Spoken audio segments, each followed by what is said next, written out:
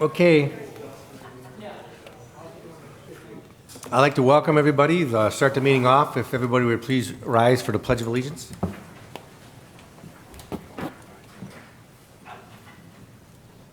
I pledge allegiance to the flag of the United States of America and to the republic for which it stands, one nation, under God, indivisible, with liberty and justice for all. Hey there, buddy. We were going to miss you. I'd like to welcome everybody. This is trying to be our annual Medina City School Board, Medina City Council and Administration meeting. However, last year was put on hold a little bit because of the COVID, but now we're back meeting again, which is good because now we have a better opportunity to share our ideas and plans for the future. Prior to getting started, I guess I would turn it over to Mr. Skidmore to call the school board meeting to order. Mr. Coyne, and thank you for having us out tonight with the Medina School Board. And we appreciate being here to talk about the commonalities between the district and the city. And as we call our meeting, I'd like to call our meeting to order for the school board. And if you could please call roll, Mr. Chambers. Mr. Hilberg. Ms. Pavlik. Here. Mr. Ross. Here. Ms. Parkhurst. Here. Mr. Skidmore. Here. Thank you. And we will, should we go ahead and approve our agenda now, or should we can come back later when we're in? This is part of the agenda, so the joint meeting. Okay, all right. Very good, we'll turn it back over to you. All right, thank you. To get started, I think it's, since we've been away from each other, and I know most people know everybody, but we'll just go around the room so everybody gets understanding again of what position we hold in the city and what position as far as everybody holds on the school board side. So, Mr. Rose, if you can start us off. Thank you, Mr. President. Paul Rose, Medina City Council at Large. Jim Shields, Ward 4, and Ward 4 encompasses the area from roughly Lafayette Road to all the way over to 57, which would be Canavan and Root areas of the city. John Corn, I'm president of council. Denny Simpson, Ward 2, which I have Sidney Fenn, Claggett, Medina High School, and Garfield, right? Garfield, Yeah, don't forget that. and I'm going to Northrop. Thank you. Eric Heffinger, Ward 3, and I got Heritage. Jess Hazeltine, Ward 1. I have nothing. I do have the Career Center, though, but it is not a Medina City school. Okay, Mayor, if we can start with you and just go around. I'm Dennis Hamill. I'm the Mayor and Safety Director for the city. Welcome. Nino Piccoli, Service Director for Medina City. Thank you. Jansen Worley, Parks Director for the city. Keith Durham, Finance Director for the city. Ed Kinney, Medina Police Chief. Mina Pazitka, Director of Pupil Services for Medina City Schools. I'm Chris Clark, Assistant Superintendent. John Burkhart, Director of Business Affairs. Amy Busby, Director of Community Relations. Rebecca Parkhurst, Vice President of the School Board. David Chambers, Treasurer of the schools. Aaron Sable, Superintendent of the schools. Rob Skidmore, 2021 President. Ron Ross, Board Member. Thank you for having us. Valerie Pavlik, Board Member. Well, again, welcome. And now that we recollect everybody once again after all these years, I think the agenda is pretty short for our side, just to kind of interact a little bit about what we've been doing from our collaborative efforts and maybe get an idea from the school's perspective of some of your future plans. At least from a city perspective, as you know, we've been working diligently over the past months, I guess, trying to solve a few issues we have with regard to the city, including one is the municipal court. That's been in the papers a lot. We do have a solution to that. We're going to be working with the county to relocate our municipal court from across the street over to the old 1969 courthouse on the square, which is a good addition, and it makes a lot of sense to have all the courts located in one location rather than spread out. It makes it a little easier for the lawyers to figure out where they're going to go. That's always helpful.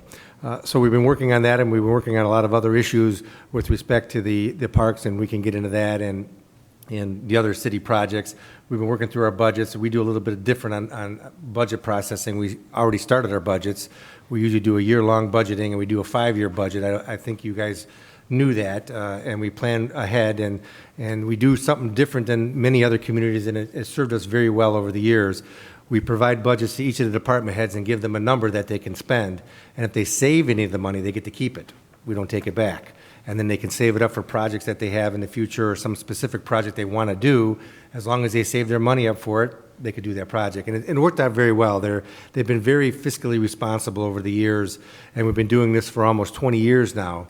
And, we're still in pretty good financial shape over that period of time. So we appreciate the efforts from the administration and the rest of the council members in going through this process. It kind of gets monotonous over the year because we don't do it in one session, we do it over the whole year. And each department head has to prepare and meet with us to go over their budgets throughout the year, and it seems to work very well. So I guess I'll turn it back over to the schools to talk about any kind of the future plans that you have in the district, or future ideas or developments that we may need to be aware of. I don't know who wants to take that over. Oh, good evening. I appreciate the opportunity for us to be able to get together and talk about the things that are happening in the city as well as the school district. I was just talking to Mr. Skidmore, or maybe it was Mr. Ross, right before the meeting, and asked me, was there this type of relationship in other school districts I've been a part of, or is this unique to Medina? And I've been in 4 different school districts, and I have to say this is unique to Medina, the kind of collaborative relationship as well as the common goals when it comes to the schools and when it comes to our students. As you know, it's been a crazy year in the district as we've been dealing with the COVID situation. We did end the year on a positive note with our students' graduation in our football stadium, which I anticipate is going to be a new tradition. We got a lot of positive feedback from our parents as well as community members about our students being able to graduate from their home turf rather than down at Akron. I think it's good for our community and our local businesses as well. I would have to assume that many of our families, rather than going to lunch or dinner in downtown Akron, took advantage of the opportunity to come here to Medina Square to have lunch. We ended our school year with the last couple of days with a reduction in the COVID parameters that we needed to follow, and that was in line with Governor DeWine's change in mandate and reduction in requirements. The biggest one was masks. As we've gone through the pandemic, the requirements for school districts have been somewhat different than they have been for businesses or other entities. There's been separate mandates placed on schools, and I think that's for obvious reasons because we're dealing with young children in an environment where they don't have a choice but to attend. So we had some stricter parameters in place throughout the course of the school year. And those parameters seem to work. Generally, for the size of our district, we had fairly low cases of COVID and saw very little to no spread actually occurring within the school district. So for that, it was a success.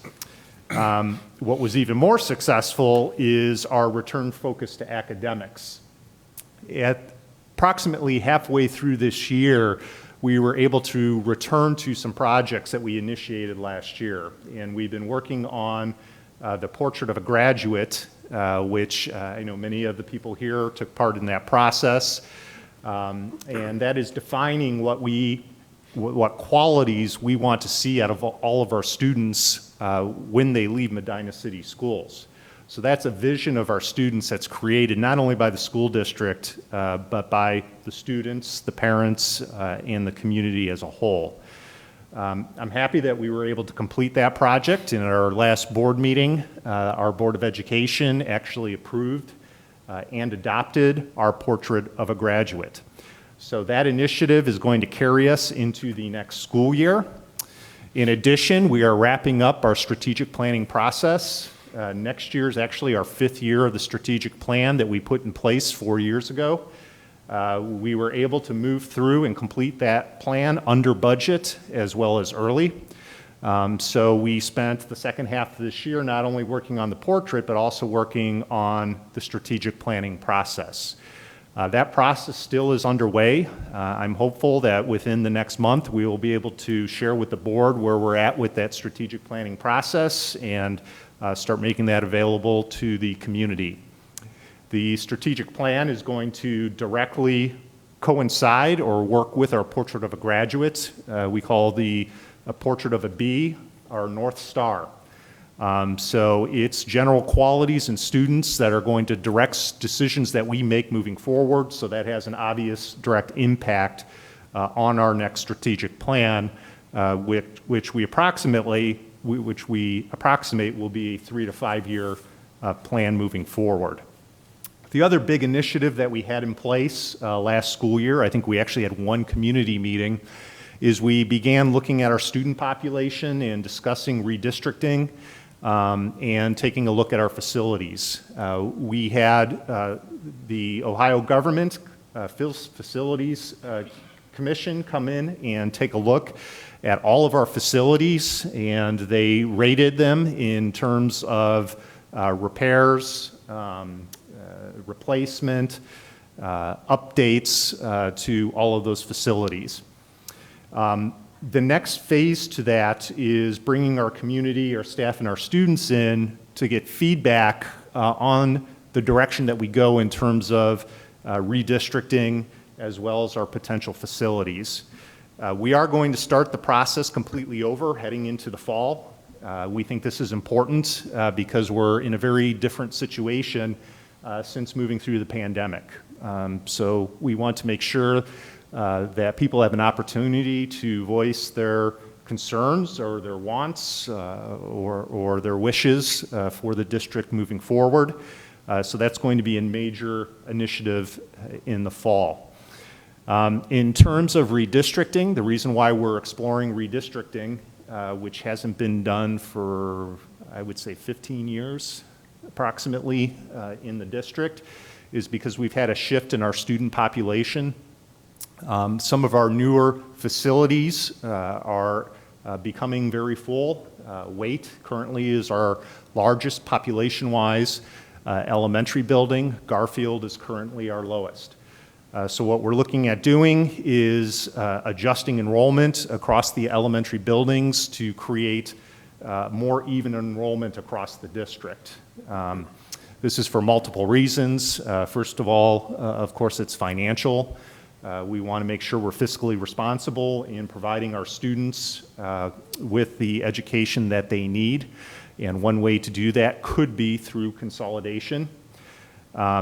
The other reason is allowing us the opportunity to diversify our district as a whole. This is something that came up as a very important item in our strategic planning survey. Right now, we have community schools at our elementary level, which is very important to the school district and the community. For our district our size, that's fairly unique to have community schools like we do. But what that creates is it creates disproportionality in terms of wealth across the district. So one of the things we will be looking at and discussing with the community is a potential way to balance that out through the redistricting process. And the big goal with that is to ensure that all of our students have equal access to all variables of education, which we strive right now to do, but becomes a much easier task if we're more heterogeneous across our enrollment. Since we need to redistrict down at the elementary levels, we're also taking a look at our middle schools. Now's the time to do it if we're going to be looking at facilities and redistricting. We did have discussion at the end of last year about potentially going down to a single middle school and having an upper elementary school. That was one of our plans.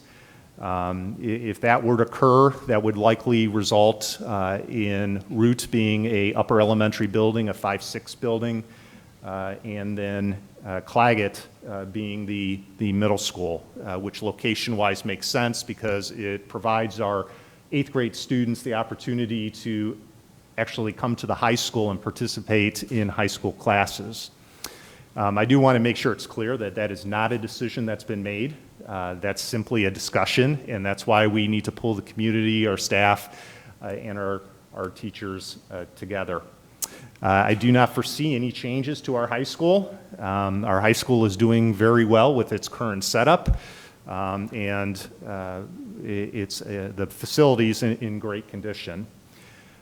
In terms of potential construction and facilities, the main buildings that were identified by the state include Garfield, Fenn, Claggett, and the reason why is age. I think it's pretty obvious that the age of those buildings compared to the other buildings in our district, they warrant more attention. So what we will talk to the community about is potential updates to those buildings and/or replacement. And one of the formulas that the state uses is they compare the cost to replace versus the cost to renovate, and then they make a recommendation. Right now, we have recommendations for replacement for Claggett and Fenn. And again, we're going to have more discussion whether we move that direction. Just because the state makes that recommendation doesn't mean that that's the direction we need to go. And the last thing that I want to do is recommend any kind of a bond issue or a levy to our board if it's something that our community isn't supportive of. So that's literally going to be a decision we're going to be making in collaboration with the committee, at least in terms of my recommendation to the board. And then, of course, the board would have final vote on that decision. One area we did decide to move forward with, which we were holding off, is air conditioning. As I'm sure most people know here, we have several buildings, Claggett, Fenn, and Canevin, half of Canevin, that do not currently have air conditioning. This is something that has been a concern for a very long time. I know when I came to the district 5 years ago, it's one of the first concerns that was brought to me by staff as well as parents.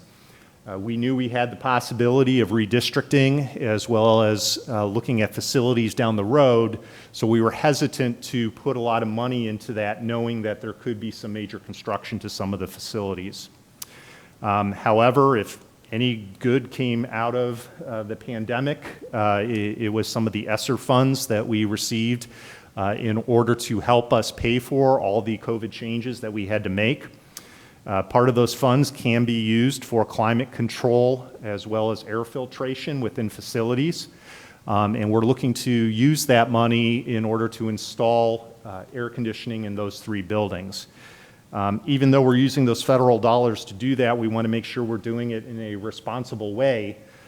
So right now, this summer, we are planning on having full centralized air condition put into Canevin, which will be, I don't want to say easy, but easier than doing it at Fenn and Claggett, because half the facility is fairly new and already has centralized heating and cooling, so that's going to be expanded to the entire building. We also don't foresee any replacement or major changes to Canevin as we go through the facilities process. In regards to Fenn, Fenn was one of our biggest challenges simply because the electricity within the facility couldn't handle air units. We did look into putting air units or window units in there quite a while ago, similar to what we've done at Garfield, and it just wasn't a possibility without major updates to the electrical systems within the buildings. So we are going to, this summer, be upgrading the electrical systems, and then we are going to install window units. Over at Claggett, we are also installing portable air conditioning units, which we have rented in the past, so that will save us money over the course of time. We did price out the cost to put in centralized air at Fenn and Claggett as well, and we were looking at approximately a $3 million project for all 3 buildings combined. Again, we were hesitant to put that kind of money into Fenn and Claggett, considering they were at the top of the list in terms of looking at updates. And that's why we've gone towards the portable units. So that $3 million project turned into, I think the final amount was around, about 800,000, little under 800,000 compared to the 3 million. And then if we do major changes to Claggett or Fenn down the road, those portable units have a lifespan of approximately 5 to 10 years. So there's something that we can resale if we no longer have a need for them. Other than that, it'll be jumping into our new strategic plan heading into next school year. I'm extremely excited. I just talked with our curriculum department today about it. 5 years ago, we put together a strategic plan, which a lot of it was getting ourselves back on our feet. Our parents, our students, and our staff were very clear that there were a lot of things they wanted returned to the district that unfortunately was reduced due to budget constraints prior to my time. The board was able to work and make sure the money was available so we could add classes back to our high school and our middle schools, have a greater focus on career education, move towards a teaming model at the middle schools, decrease class sizes down at the elementary schools. So our next strategic plan moving into next year, I'm excited because it's really kicking things up a notch. It's like we put the framework in place and now the house is going to start coming together. We're getting into the exciting, actual direct impact on all of our classroom type of things as we're looking at Learning 21 and 21st century education. So we are looking at being amongst the leaders in the state of Ohio, and I'll even say across the nation, in regards to the academics that we're providing for our students when it comes to career-based, hands-on, students learning through questioning and exploring so that they're prepared for the real world. And in helping us do that, we've been working with Battelle for Kids, which is an Ohio company based in Columbus that's renowned nationally, and we're in a program called SOAR, and we have the opportunity to work with a group of districts across the state and also interact with districts across the country. I actually had the opportunity to talk with districts in California when we were in the beginning of the pandemic so we could share how we're going to be handling or how we were going to be handling the pandemic moving forward. So we really taken great steps, and the board has really done a lot of, in my opinion, a lot of great business to really move our district forward. In terms of finances, we are looking at a potential levy in 2023-24, and that date has bounced around a little bit. That is a year to 2 years beyond what we had promised the community we would go with our renewal, which was passed approximately 3-4 years ago, which wasn't for new money. It didn't increase any tax dollars. It kept us stable.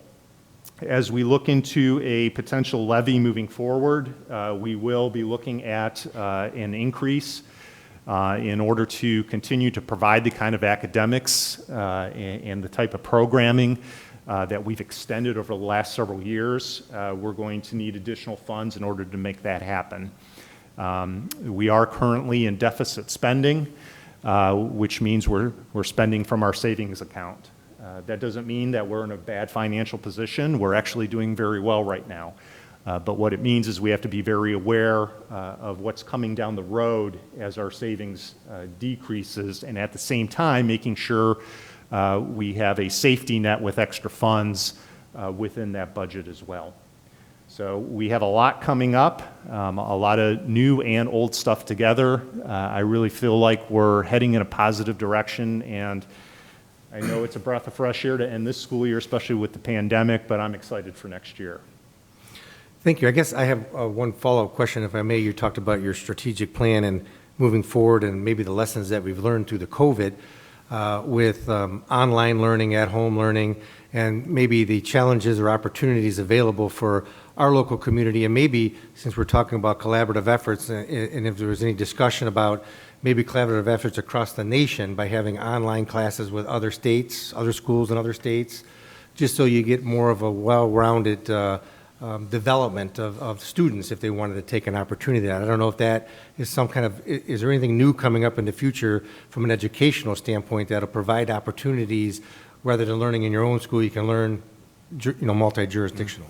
No, I think that's a great question, and those are the kind of conversations that we're having. And one of the things I've preached to our staff all year, we talk about returning to normal, but I like to remind our staff that it's really a new normal, that we need to take advantage of all the things we've learned throughout the pandemic and make sure that the things that are successful continue to be in place. And some of those include the distance learning piece. Our curriculum department is working in collaboration with the Medina Educational Service Center, as well as all the other school districts in Medina County, and we're in the process of exploring a potential online school for next year that would be a county-wide initiative. I'm not sure quite yet where that's going to go. We're still meeting and working through those details, but we are having those conversations. In addition, just the day-to-day work I see changing as well. And I'll be honest with you, I never really video conferenced until the pandemic hit. I didn't know what Zoom was until the pandemic hit. So it was learning at the beginning, but it's become a regular tool that we utilize. In terms of our offices, even though we are able to meet now, we still utilize the virtual meetings simply because it saves time. And it's more productive within the buildings rather than having our principals travel for meetings. In addition, I see that continuing with our teachers and our students as well, where snow day is a good example that often comes up. With snow days, there is the possibility that rather than it being a snow day, it be an online learning day. So those are things districts are looking into as well. Thank you. Does anybody else have any comments or questions here in council? Anybody? Is SOAR an acronym, and if so, what does it stand for? It's funny you say that because we've talked about that several times this year, and we have yet to figure out what SOAR stands for. Okey doke. As soon as we know, though, we will let you know. And what was the name of the company that you said that you're Battelle working for with? Kids. What is it? Battelle. Battelle? How do you spell that? B-A-T-T-E-L-L-E. All right. Thank you.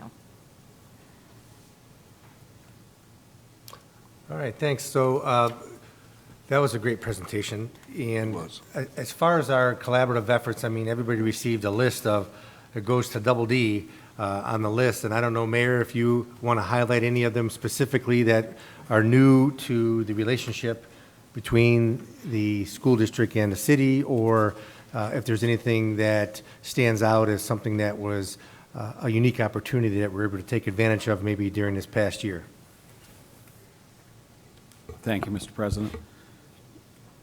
So before I get to the collaborations, I just want to mention that for the viewers that both, or the city collaborates not only with the Medina City School District, but with Buckeye School District, which is in the western sector of our city, as well as with the Career Center, as far as equipment and presentations and some of the things that are listed. I don't know if this list is available to those at home. Is this? I'm not sure. I don't know. posted, Jared, Kathy? at some point, could you put that up online? Yeah, he's shaking his head yes. Okay. Some new collaborations that aren't necessarily with the schools, but for the benefit of the school officials is, since the last time we've met, the city of Medina has taken over fire operations for Medina Township as well. So now we're in Medina Township, Montville Township, and the city of Medina. And another new addition from a safety force perspective is we were approached by Lafayette Township and requested to provide policing services because they appreciated our community policing model and preferred to have that in their township. And we've been providing that for getting close to 2 years now. At the end of this summer will be 2 years. The other thing, other than the list of collaborations, is we've made a real concerted effort here to grow our industrial tax base, well, our tax base in general. The industry is one thing. We had Carlisle Brake and Friction close a plant in Oklahoma and come down, bring all those jobs here. They were so impressed with that experience with the city that they closed for the most part, closed the corporate office in Solon? Am I remembering that? In Solon, and brought all of their corporate offices down here as well. They've got a few people left, I think, maybe some engineering folks still in Solon. But the payroll for their corporate office alone was close to $6 million. And when you talk to the president of that company, they told him it was because of their experience here with getting their permits, keeping the processes on date, accomplishing what we said we would accomplish, meeting their needs. So that's helpful to us because then we have those CEOs do public information testimonials, because if another company is looking at Medina and they hear a testimonial from a CEO versus me talking about how good the city may be, or Mr. Coyne talking about how good the city may be, it just helps us. So we've had a number of our industries do that. Fire decks doubled in size, literally doubled in size.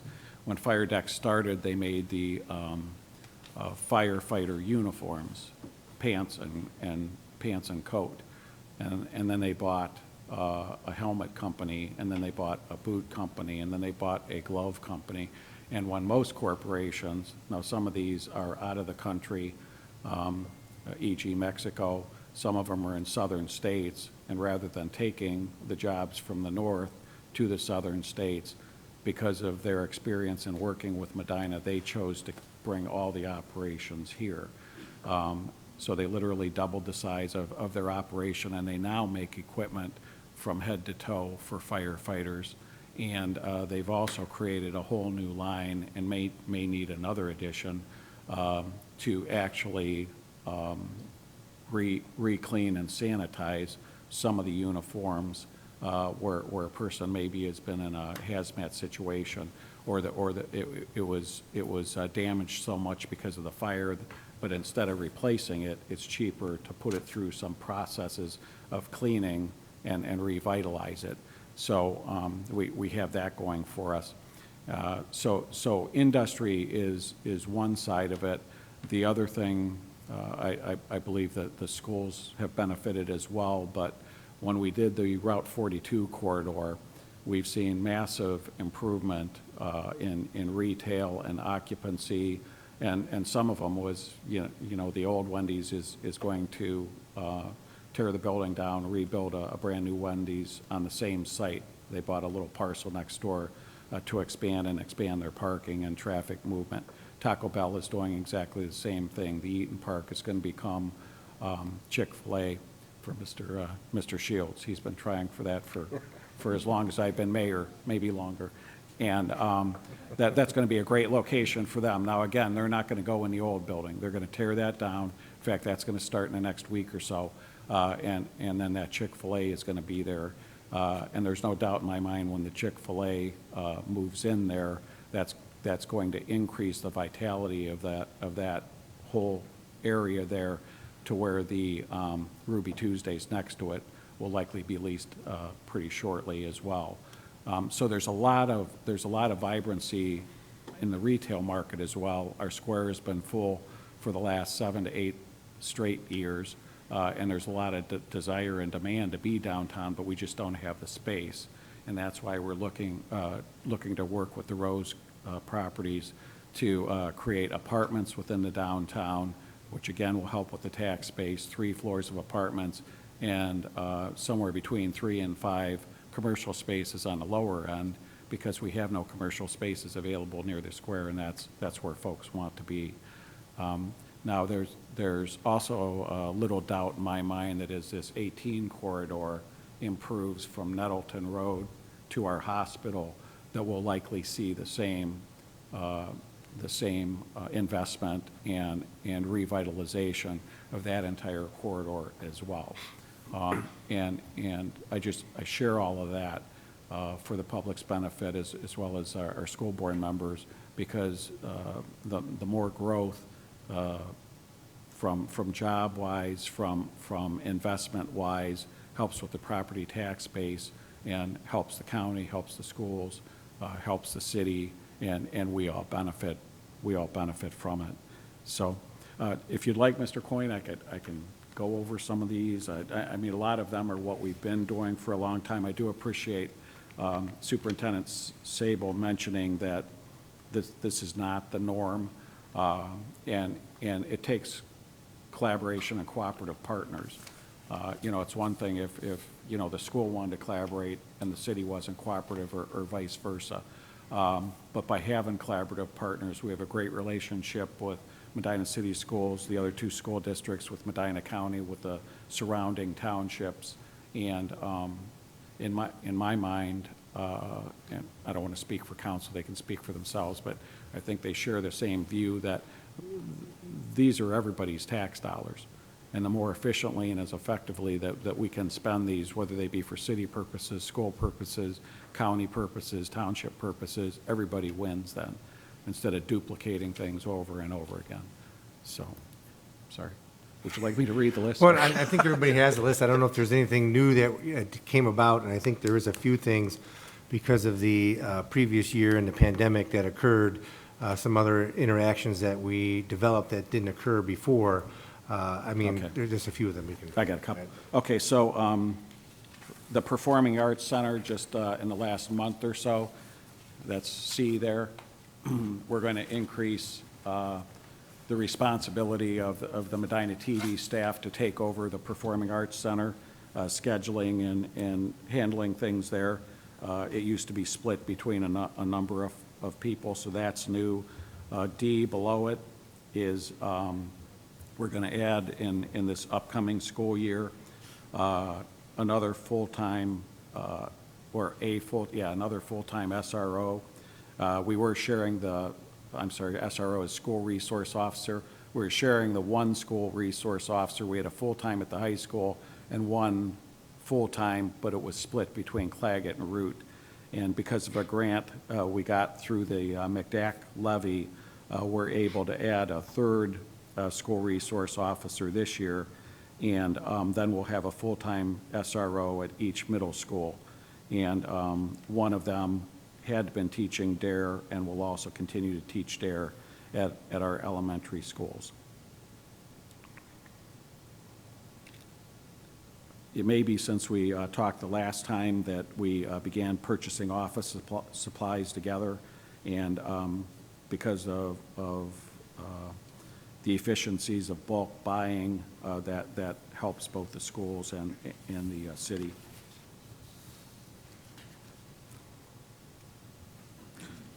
Since we met the last time, the Bowman Lane House, this is O or 0? O, I guess, because these are letters.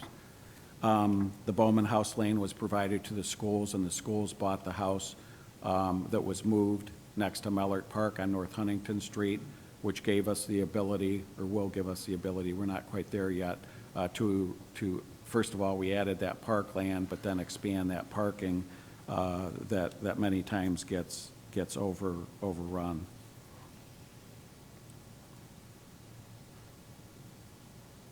We've created a disaster recovery location. Letter U is in Union at the Medina High School for city operations. So every day we back up our computers to another server over there, and we're in the final steps, thanks to IT staff at Medina Schools, to permit us to also create another server for the phone system. That was a problem. It took us probably 18 months to work through with Frontier, because it's not just as easy as turning this computer off and turning one over there. They physically, with their systems, they physically have to go over and move wires and flip switches to make that work. But through the work of the city and the school's IT department, we're very close to getting that in place.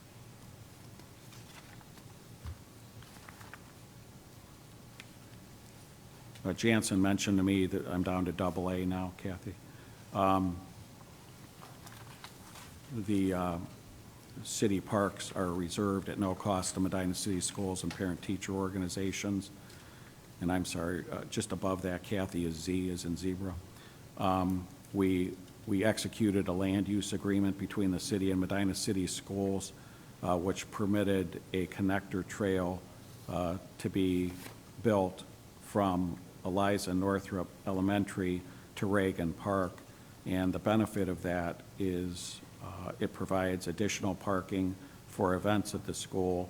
And when the school's not being used, but there's major events at the park, folks can park up at the school parking lot in the evenings or weekends when school's not operational, or the summer for that matter, and then just go down the trail and access the parks, which keeps people from parking in the grass in illegal areas.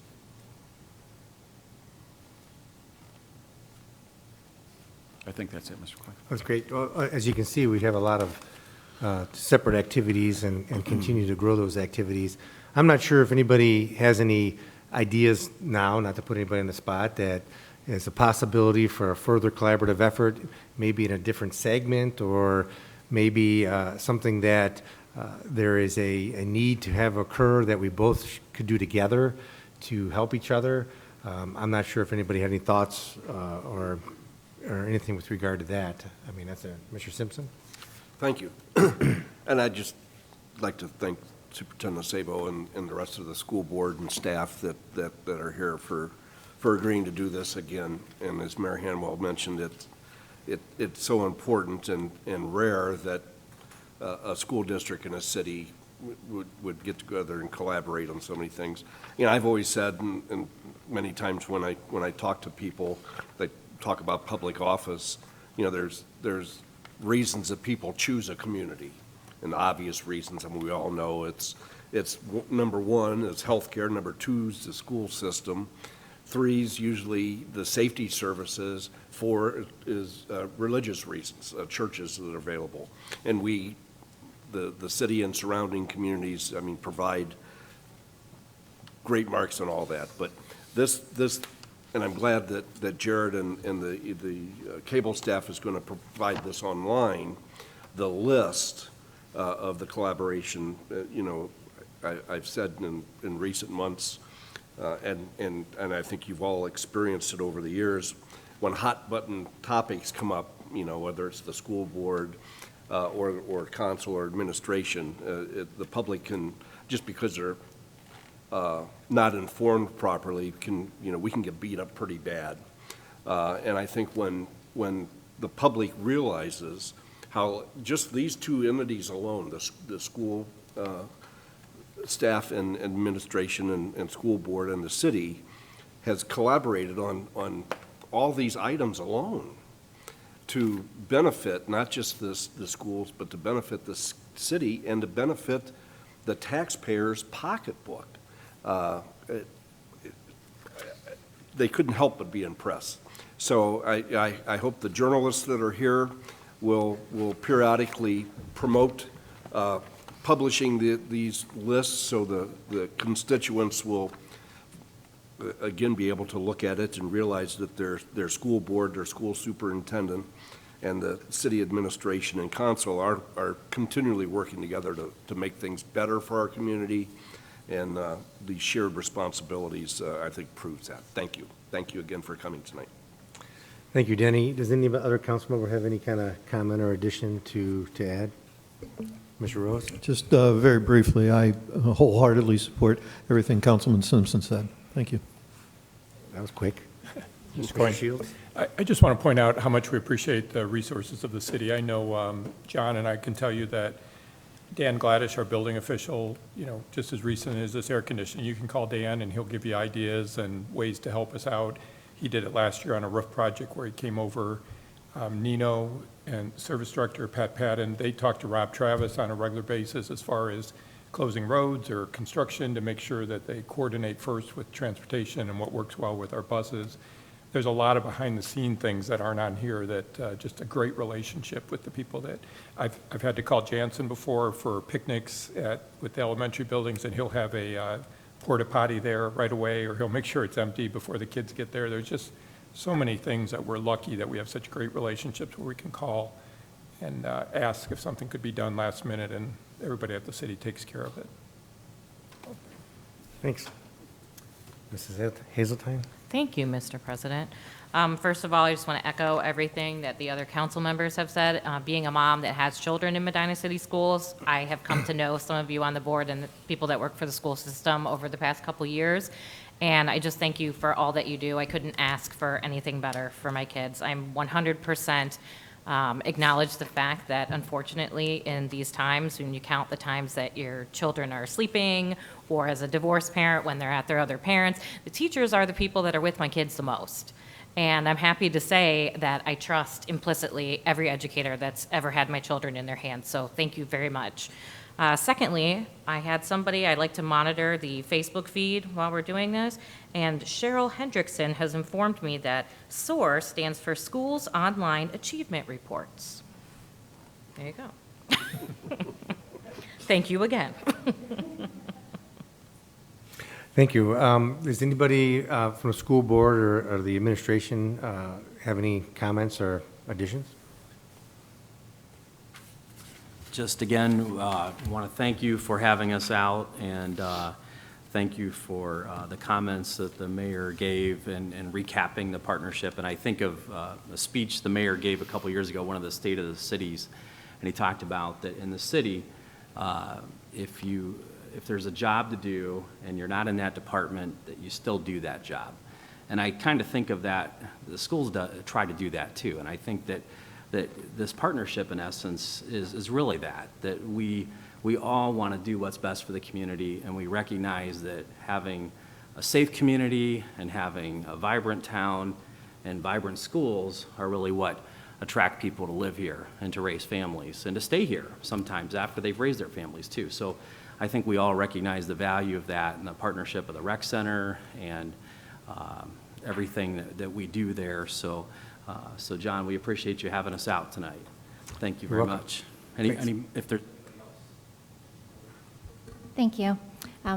Yes, I want to thank you for having us here as well. It is great to have the opportunity to be here to see all of you, and also to see the great new facility that you have here. It looks very, very nice and is an improvement. Before was fine, but I do like this. This just seems warmer, and I like it. It's very nice. So thank you. Couple things. One thing I didn't notice on here, I just was looking now, and Mr. Skidmore made a reference to it, but was our partnership with the rec center. We sometimes get some confusion from community members, and maybe it's even people that aren't City of Medina residents but actually live in the townships, because they know that the building of the rec center is owned by the district, but it is operated by the city. And we were able to amend our joint operating agreement, I think last year. So that is just a really great collaboration that this district has with the city, and we appreciate that partnership that we have with you. One thing I guess this is a comment and a question. Mr. Sable mentioned one of the things that the district is going to be looking at is the redistricting, because we do have disproportionate socioeconomic areas. So the townships are growing, it seems, in terms of new housing. The great thing about Medina is nobody ever wants to leave it.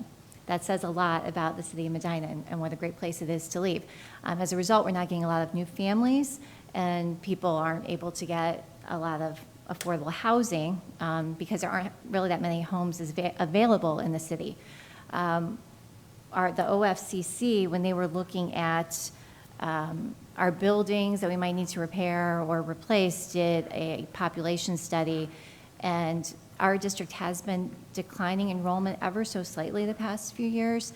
They're anticipating a possible, at the time they did the study, a possible continuation of declining enrollment. I guess my question for the city and for council is, have you done any studies in terms of population, or are you aware, are there areas of the city that can be developed that might bring in new young families?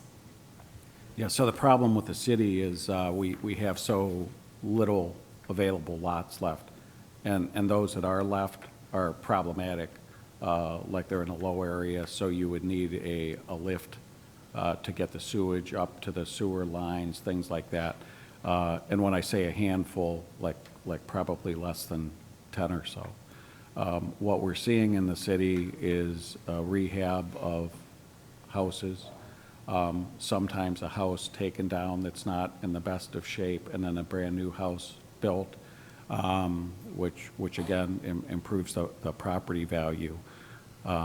But the large housing complexes, the other thing we're seeing in the city is more, because there's such limited residential land left, cluster homes, condos, townhouses, where they can get more density on a piece versus half or quarter acre lots. Now when you go into the townships, because they changed their zoning to be more in line with the cities, the lots aren't as large as they were. So those areas are going to continue to grow and grow at a much more rapid pace than the city will. And part of that was done, I know Mr. Coyne and I believe Mr. Shields were on council, but we, the council at the time, I was still over at the police department, but we made an intentional choice back in the late 80s, or mid 80s? Early 2000s, I think. Early 2000, to not annex and keep the city. And part of the reasoning with that, which I respect, was to keep the small town feel, as well as the cost of services. At the time, our income tax rate was 0.5%, and to continue to add more and more residential, the cost of residential versus industrial or commercial on the services of the city, the 0.5% just wasn't covering it. So fortunately for us, well, first they decided not to annex, so that kind of locked us in the land that we have. And then secondly, the voters approved back in around 2002 to increase our tax rate to 1.25 from the 0.5%, 1.25%, with a partial credit on the new 0.75. And 20% of that new money through the ballot language was dedicated to road improvements. So that's roughly for the city $2.3, $2.4 million a year. And as the income tax goes up, so does that. So as a lot of the other communities were not able during the tighter financial times to continue with road improvements, the city was, because the ballot language restricted that money only for that purpose, and it couldn't be moved to something else. As a result of that, like the North Court project, that was supposed to be a few years further down the road than it was, but a number of the other cities couldn't come up with their matching funds to then do the state project. And we've done other major road projects in our community that, because others didn't have the money available, we were able to take part of those dollars through ODOT. Now, the other thing it permitted us to do was to build the industrial base. We replaced every single road, almost every single road. There's a couple, Commerce Drive was not replaced, North Progress Drive was not replaced, Progress Drive was not replaced. But all of Smith, all of Lake, portions there by Lafayette, and the result of that is then the industry blossomed because it looked like a city that cared. The reason I share that with you is that same 2.3, 2.4 million, if we take a small portion of that and use it for the bond payments over 20 years, we can get those things done, get them done faster, and get the benefit of that tax revenue, both for the schools, the county, the city, as well as still have enough to still keep working on our roads.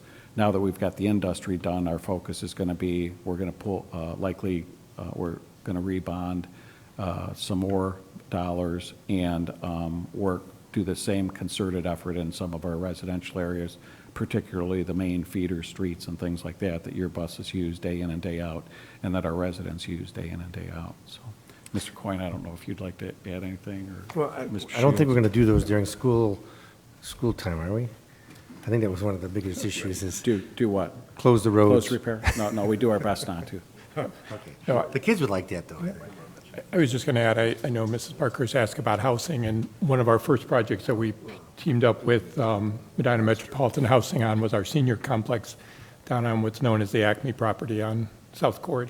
Well, we've also been working with Medina Metropolitan Housing on some affordable housing for workers that would be close to our industrial area, and we continue to have some conversations about that. And then also we started putting in a sidewalk all the way out Lafayette Road so that that would also be a way for people to get out to the industrial area for workers. So we are looking at some other housing projects with Medina Metropolitan Housing. And I think we're trying to expand that. However, the problem that we run into is we're trying to provide all these services and making Medina more attractive, which drives house prices up, which is self-defeating, of course. Because I think, right now when a house goes on the market, I've been talking to various brokers, they have 10 offers in the first day. And it's over the asking price. So that's not really going to help the issue about affordable housing. And I don't know, it's bad and good in a way. We're doing such a great job that everybody wants to come here, and the people who live here that need to move, they're going to make a lot of money. But you're correct, it does not attract, and we do not have enough of affordable housing, and that's always going to be a challenge to try to figure out how to accommodate that. Thank you. I appreciate that. And just since we were talking about collaboration, it's as we start looking at our redistricting, it's going to be important to see which areas are growing, so it helps us to redistrict to the correct buildings, appropriate buildings. So thank you. Sure. And one last thing, Mr. Shields mentioned sidewalks, and I did want to, as an aside, thank City Services for the curb they eliminated on Sturbridge across the street from AI Route. That's my neighborhood, and for a long time, my kids riding their bikes, you couldn't cross that crosswalk because there was that curb there. So thank you for taking care of that. Thank you. Any other questions? Mrs. Hazeltine? Try to follow my train of thought here. So we're talking redistricting, we're talking diversity earlier, and it occurs to me that a lot of the children in Ward 1 are districted to either Garfield or Canavan. Now, I believe, and you can correct me if I'm wrong, that Garfield is one of the most diverse population of children in the city, as Ward 1 is the most diverse population in the city. So I'm wondering, when you said that Garfield has the lowest amount of enrollment, is that due to population or is that due to opt-outs? That's due to population. Okay. And we have students that not only transfer out of Garfield to go to other schools, but we have students that transfer in to go to Garfield as well. As they should. Garfield's I agree. greatest. Thank you. Any other comments? Just one. Ms. Rodriguez. I just wanted to add, as a community member, I feel pretty lucky, and as a school board member, and I'll tell you why. Because, we host an event every year, a half marathon, and the mayor and his staff, all of you sitting right there, Jansen, Keith, Eddie, Nino, you make it very easy.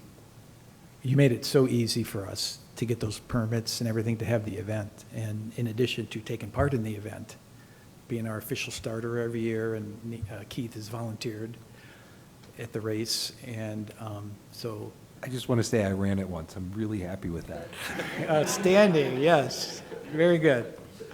But I say all that, thank you for that, Keith, because you always have been interested in our success, and you've helped us. You bend over backwards for us. I called Jansen one morning at, I don't know, it was 5 o'clock that Saturday to help with those spider boxes. And you just zipped right out there, so I appreciate that. But I say that because you're always interested in our success. And so you take that up to a huge level. Now we're talking the school district, and you look at that list of collaborations, and it's the same thing. You are so interested and invested in our success, and which is hugely important, because the kids and the parents need to see this and know this so that their experience as they're going through the school district from K through 12 is very pleasant. They don't have any issues. And so we really appreciate all the help you give us, and that list is, like Aaron, we were talking before the meeting, it's very unique in our community. And so I just want to thank you all for that. So much appreciated. Thank you. Any other comments? I just wanted to say, I know that from a district standpoint, we're very grateful, but also from a community member, you have all been always responsive if there's ever been a need or a question, and I really appreciate that. I was in the rec center earlier today, and it was really cool to see a couple of the courts where our high school was running basketball camps, and then on the other side, you had the adults that were working out, and just to see everybody come together under there. And Jansen, the building is in great shape. Thank you for that. But again, just thank you for all that you do for our city. It is much appreciated. I know oftentimes we hear all the negative and not the positive very often, so thank you. Thank you. Well, if there's no other questions, I think we can recess out of the joint meeting. I know that the school board would like to reconvene into a work session. So if there's no other questions, I guess I'll say that at 6:30 we recess into a short break, and then the school board can reconvene into their work session. So we're in recess. Thank you.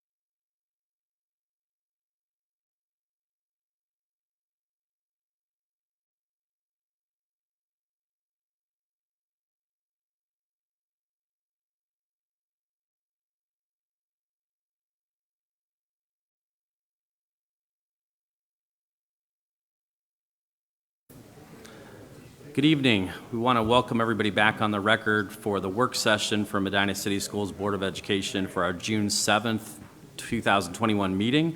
We already took roll call earlier, so we don't need to do that. I would like to entertain a motion to accept the agenda or ask if there's any additions, removals, or modifications. I guess first, if the board has none other than what's presented, if you want to make a motion to accept the agenda, we would entertain that.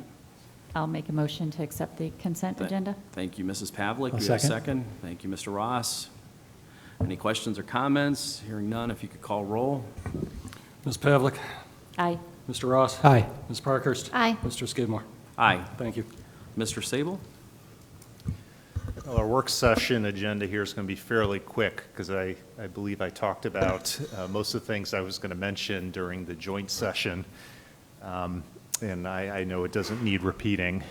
In terms of the end of the school year, I did want to mention, I'm kind of combining this with summer initiatives, that we've actually been working to prepare for next school year for the past at least month, if not longer. Anything from personnel and hiring to curriculum to facilities.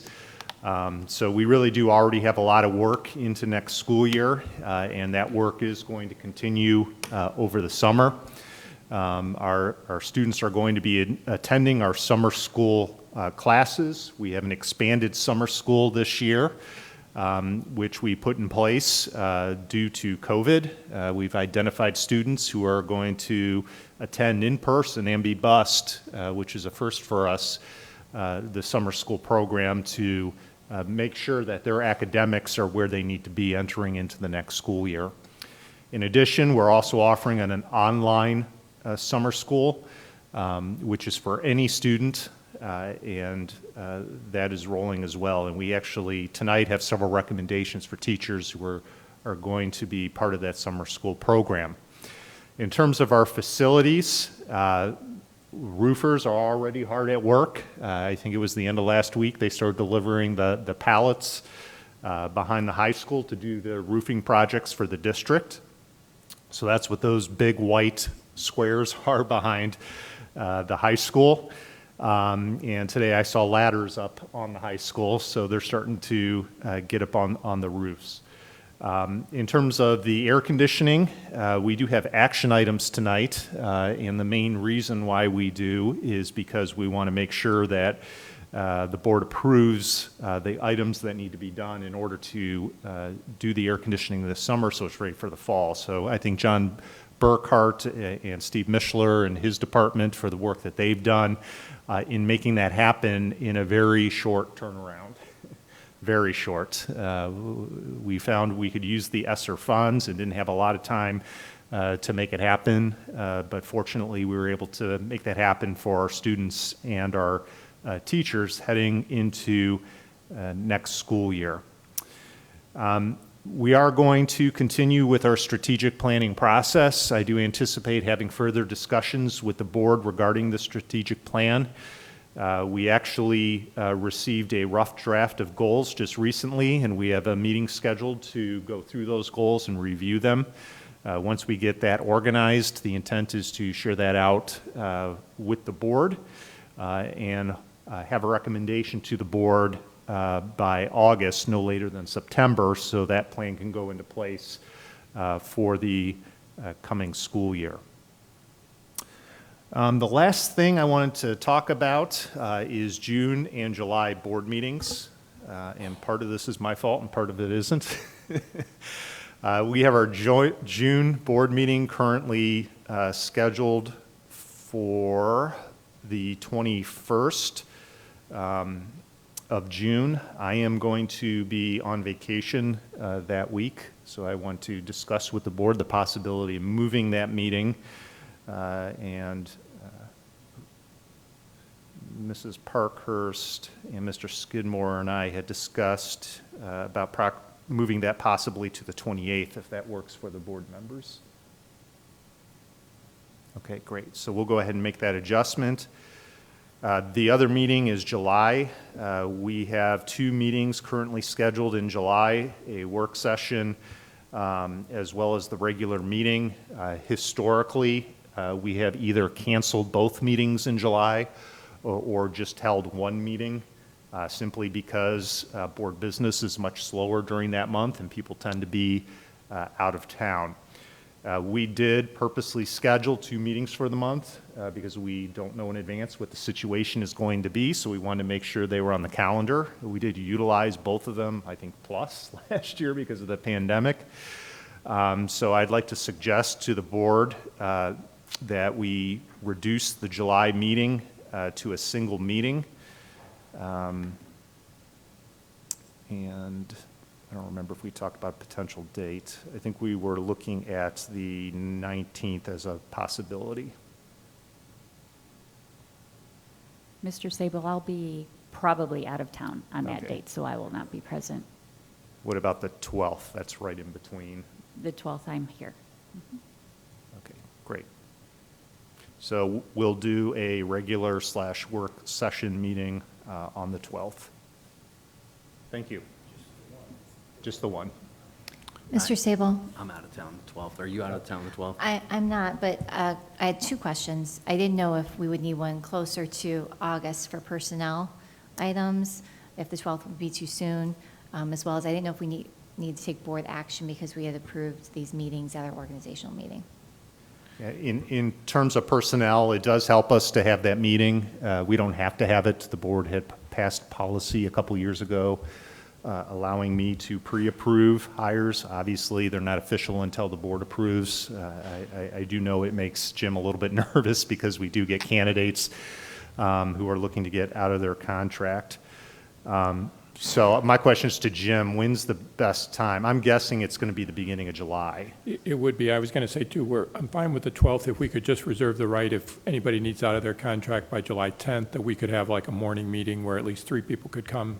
Every once in a while, I'll get somebody that the only way they can come to Medina is if they are board approved before the July 10th deadline. Well, what if we kept the board work session on the 9th and ran that as the double meeting? July. Oh, I'm in August. I'm sorry.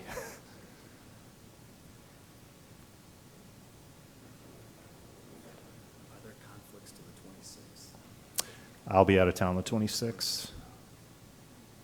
So, Mr. Shields, I'm sorry, you said it needs to be before the 10th? Yes, every once in a while, there's a few that, that's the only way they're going to be able to get out of their contract if they're board approved with us before July 10th. Okay. Yes. But as long as we could at least do 3, because we'll have that July, or June 28th, which will be getting pretty close, that will be okay. Well, we don't necessarily have to do a Monday either. I mean, if we did like a July 8th, that's a Thursday.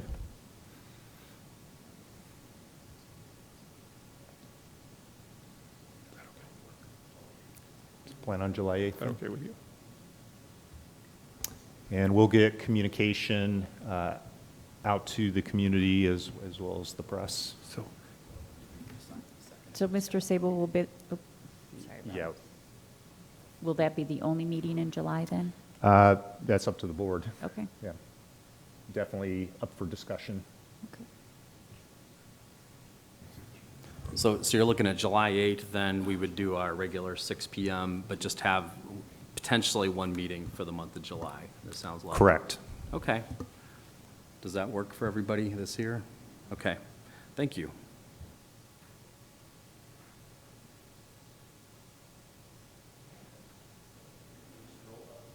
If there's no other questions or discussion from the board, the next thing up is our action items. The first action item is field trips for 21-22. It is recommended that the Board of Education approve the following overnight field trips in compliance with Policy 2340 for the summer of 21 and 21-22 school year. Number 2 is also field trips. It is recommended that the Board of Education approve the following overnight field trip in compliance with Policy 2340 for the 22-23 school year.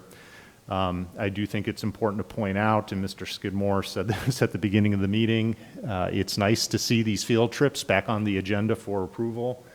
So many of these were canceled, if not all of them, last summer.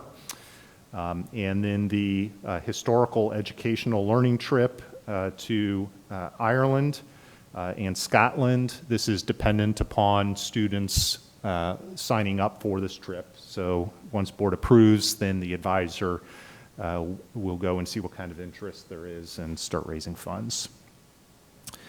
Number 3, it is recommended that the Board of Education adopt the resolution to declare Sidney Fenn Elementary School's electrical upgrades an urgent necessity and award a contract to R.J. Martin Electric for this project in the amount of $115,945,000.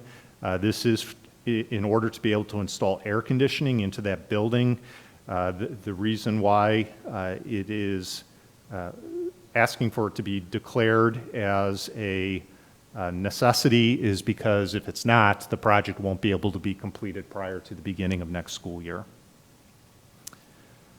Number 4, it is recommended that the Board of Education adopt the resolution to award a contract to Gardner Solution Company for HVAC equipment, parts, and design build services at Ella Canavan Elementary School in the amount of approximately $525,000, utilizing the Ohio Schools Council's HVAC and design build solutions contract. Number 5, it is recommended that the Board of Education approve the following service agreement for the 2021 school year. And this is for special education services per individual child's needs. Number 6, also educational services. It is recommended that the Board of Education approve the following service agreements for the 21-22 school year. I do want to point out that there is an increase in the contract for Melissa Cottage. The reason for that is an increase in hours needed. So she's going to be working an increased amount of hours in order to meet required IEP requirements. And number 7 is personnel. It is recommended to the board to approve the following personnel recommendations pending completion of all appropriate paperwork per our Human Resources Department.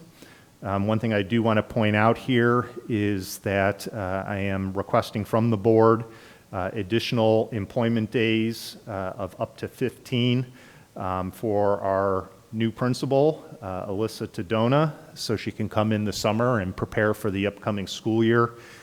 This August, we have a short August. We only have 2 weeks before school starts. So this would be per my approval of the use of the days, and this has been done in the past for similar type positions. Thank you. Okay, thank you, Mr. Sable. So we have action item E, 1 through 7. Does the board need anything separated out on that? If not, somebody want to make a motion to accept those items? I'll make a motion to accept the action items from the superintendent. Second. Thank you, Mrs. Parkhurst. Thank you, Mr. Ross. Any questions or comments on the action items from the board? One question, both the electrical for Fenn and Canavan, that's the ESSER money? Yes. Thank you. I just wanted to thank the administration and John for working so quickly to get that done. It's such a great thing to have done, and a little nervous maybe it couldn't happen, but now it looks like it's going to, so thank you. Thank you. Very good.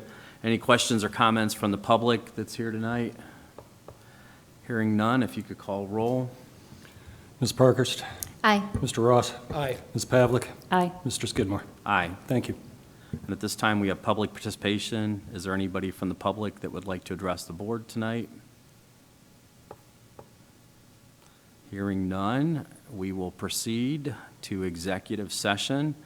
I would like to make a motion that we enter into executive session to consider the appointment, employment, and compensation of a public employee or official, preparations for conducting or reviewing negotiations or bargaining sessions with employees concerning their compensation or other terms and conditions of their employment.